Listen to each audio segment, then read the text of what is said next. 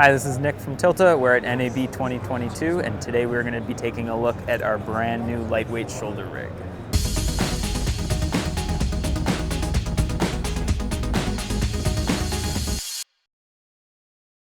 So this is our new lightweight shoulder rig.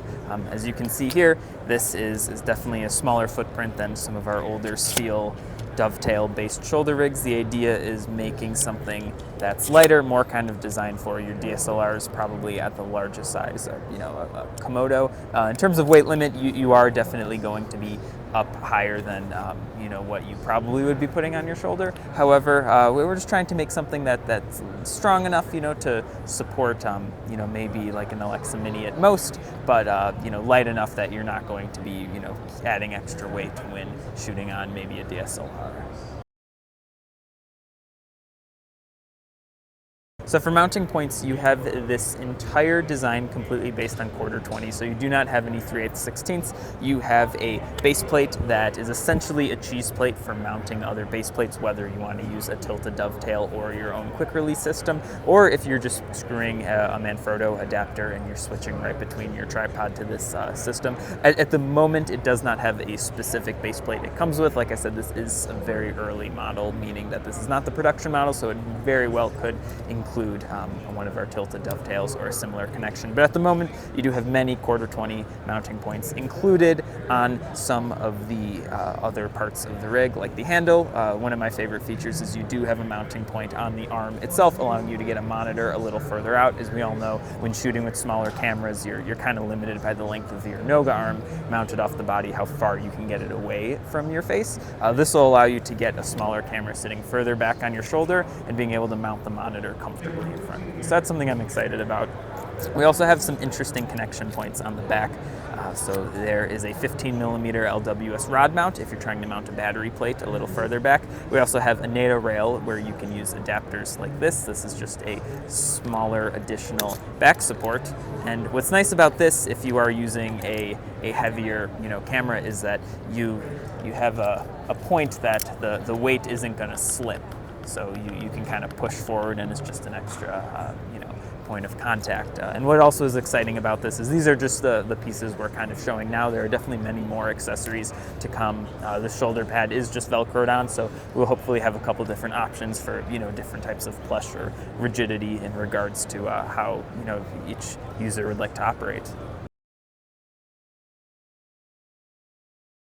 On this model, they are just standard 1/4-20. So the ideal form in this unit would be to use 2 points of contact, 2 separate 1/4-20 pins. Like I said, we do not have a kind of final design for what base plate is going to be mounted on this. We are working on a new Manfrotto and ARRI 2-in-1 base plate, so I imagine something like that might come built in.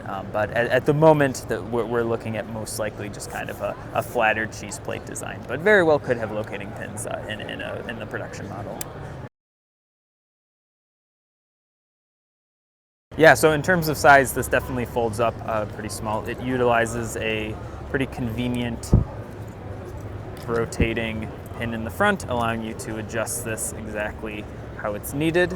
These are just rosettes for the handles. What's nice about that is if you are using your own spider grips, or if you're using something like our new DSLM, they will attach natively. So rosettes are definitely your pretty common connection point. These extend and break down a little bit more, as well as the main base plate has a lever on the side, allowing you to really get this pretty far for most smaller cameras.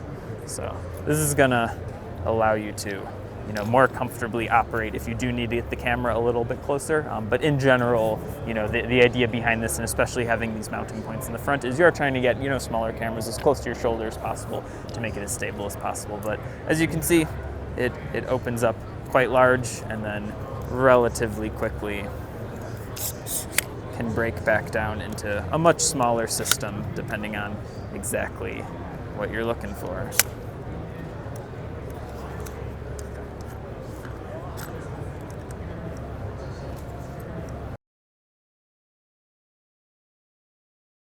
At the moment, I can say this will be around $300, so we're definitely, targeting a more affordable price range in terms of these. And availability, I would imagine they would be available shortly after the kind of official announcement, so I would keep an eye looking forward sometime, probably around Cinegear in June, possibly a little bit later towards July.